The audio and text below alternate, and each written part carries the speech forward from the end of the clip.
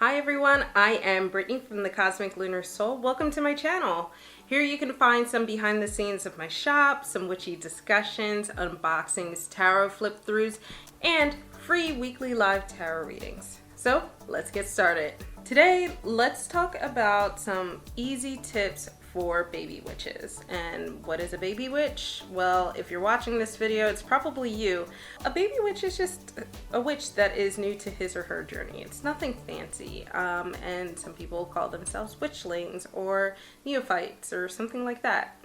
But whoever you are, if you're new to your journey, here are some tips for you. All right, let's start with tip number 5, and I'm sure you see this everywhere, so let's just get it out of the way. Read everything, and I mean everything, even things that might not interest you, and I'll explain why in a second. So one of the things about witchcraft is it is so versatile. Everybody's practice is so different, so if you read books by practicing witches, they're all going to be a little different.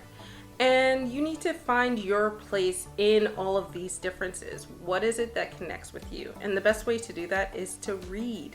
And you don't have to read just books. You could read blogs, you could read articles, anything that you can get your hands on, really.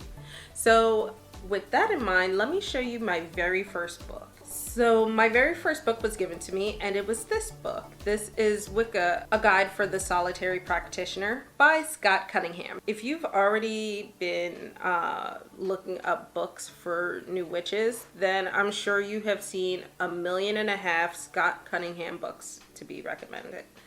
This personally didn't do it for me. If you are diving into the world of witchcraft and Wicca, I think this is a great book. I don't think there was anything wrong with it. It just wasn't for my practice. And you're gonna find a lot of that as you're reading. So don't let that discourage you, because I took the parts of this book that did resonate with me and I went on to other books. One of the books I went on to was this. I'm sure you've probably seen this around too, especially if you just search on Amazon for books on witchcraft. This is The Modern Guide to Witchcraft by Skye Alexander.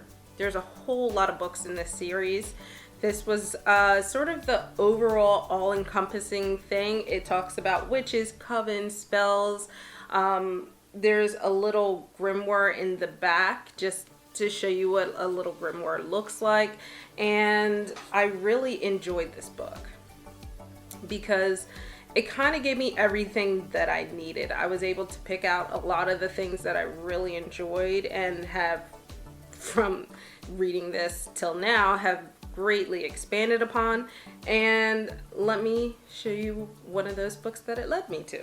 So I mentioned that book had spells in it, so I went on to this. It is another book in the series, The Modern Witchcraft Spellbook, and also by Skye Alexander, and it has a plethora of spells in it. Now, I could go on and on about books, but I'm not going to, because that is a whole different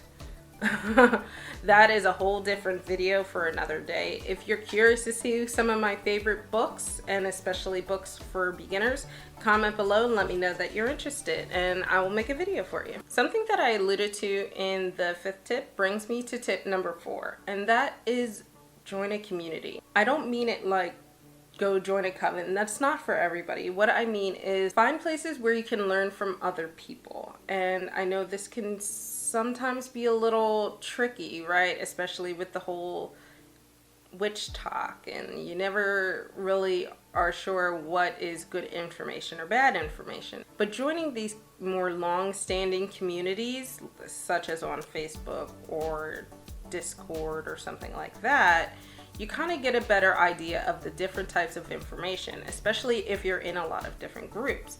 And you don't have to do this forever. A lot of people are just not into this, and that is okay. But what it can lead to is being able to cross-reference and understand how people interpret certain things. And what this does is it allows you a different perspective of certain things. Things that sometimes you just can't get in a book just because of the way books are. They're very set information, whereas things are constantly changing, things are evolving, and being able to get a lot of different perspectives in one place is very valuable. So when you join these communities, you know, it doesn't have to be permanent, but this is your chance to ask questions. But I will warn you, you should still be cautious of all the answers you're getting, just like if you were reading a blog, an article, or even a book. So we are at the halfway point, and you know what that means? We're at tip number 3, which is to hone in on the things that you like. So I mentioned in tip number 5 how I found things within the very first book that I got that I really enjoyed, even though I didn't really enjoy the book itself. And that led me to a lot of different things. And I will give an example of myself, but I just want to warn you, you don't have to do things the way that I'm doing them. Everybody's path is different. Everybody's interests are different. So this is just an example. Warning, this is an example.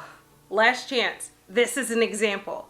Okay, so for instance, one of the things that I found while reading about the different spells that I really enjoyed was just the herbology of everything. Being able to mix herbs and understanding the magical correspondence to herbs.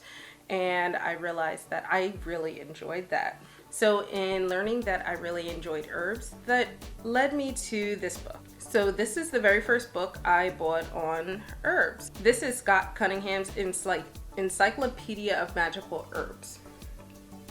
So I told you before, I didn't really enjoy the first Scott Cunningham book, but that's because I'm not into Wicca. And it was also a book that was given to me. I didn't really get a chance to curate the book. But this is my holy grail of searching for magical correspondences for herbs. It's not the only book I have because, again, remember what I told you, you should always be cross-referencing. And sometimes this book has a lot of stuff, but not everything. It doesn't have everything I need. Or sometimes I have a different intuition for an herb and I want to use it a different way and I want to see if that is listed anywhere in another book. So even though I love this book, this is always the first book I go to. It's not the only book I go to. So are you dying to know what the second thing is that I honed in on? It was sigils. I love sigils, guys. I love them so much. So sigils was actually something I discovered on, I want to say it was on YouTube. It was either not TikTok. It was either Instagram or YouTube, but it happened very close together that it doesn't matter. The point is, it happened on social media, and I saw sigils, and I just fell in love. I really connected with it. I really connected with the method of creating it and how it could work in spellcraft, and that led me to this book, Sigil Witchery by Laura Zakroff. Zakroff. I'll make sure all the information on all the books I'm listing will be below, so don't worry. So what I really like about this book is it is kind of more of a workbook than an instructional book. It's a nice combination of both. So if you are wanting to practice and to test things out while you're learning, this is a great book for you. We're going on to tip number 2, which is actually opposite of tip number 3. So tip number 2 is to take note of the things that you're not good at as you're reading. So for me, again, this is for my practice, but everybody is different. As I was reading, one of the things that would pop up frequently as a part of spell work would be grounding and centering and that kind of stuff. I was horrible at that. Very horrible at it. And, you know, I kind of brushed it off. I was like, okay, well then this just won't be part of my practice. Well, you know, I do my first spell and then immediately just feel drained and I need a nap.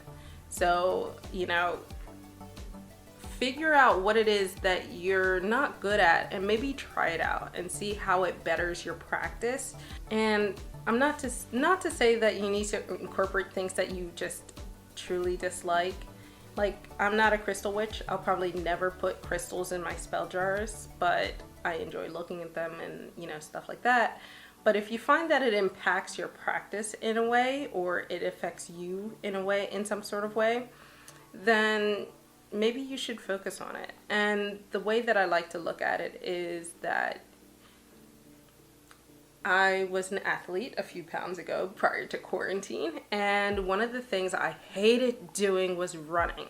But it was always good for me. It improved every single sport that I played in one way or another, and it improved my day-to-day in terms of endurance. So I did it, even though I hated it. And that is kind of how grounding and centering was for me at first. I kind of found a mild love for it and appreciation for it now, but it's a great example of finding those things that you're maybe not so good at and honing those skills as well.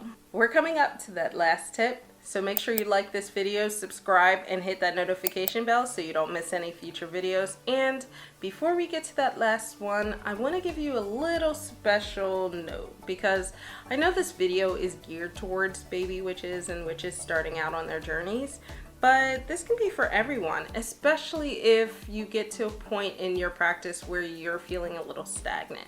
So what I like to do is just go back to the basics, do these 5 things, and find your rhythm again. All right, with that being said, let's go on to tip number 1.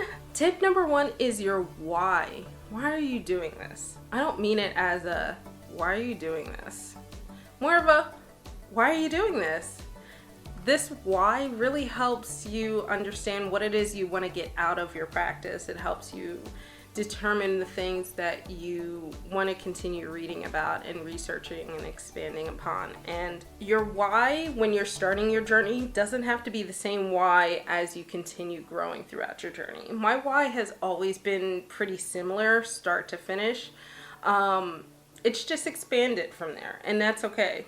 So knowing your why is really important too, because I think that it helps really set intention when you're doing your workings. Because when you do a working, especially because you're doing workings for yourself, that why is always in the back of your mind, and you're doing it for a reason, and that helps you set your intentions, it helps you ground, and it makes for a much more powerful spell or ritual or whatever it is you're doing. So always remember your why, and if you need to, write your why down in your book of shadows and go back to it from time to time and reflect on it.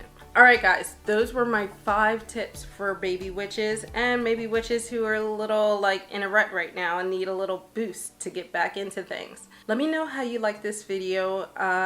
Were there some tips that you thought I should have added in? Comment below and let me know. Otherwise, thank you guys for watching, and I'll see you soon. Bye!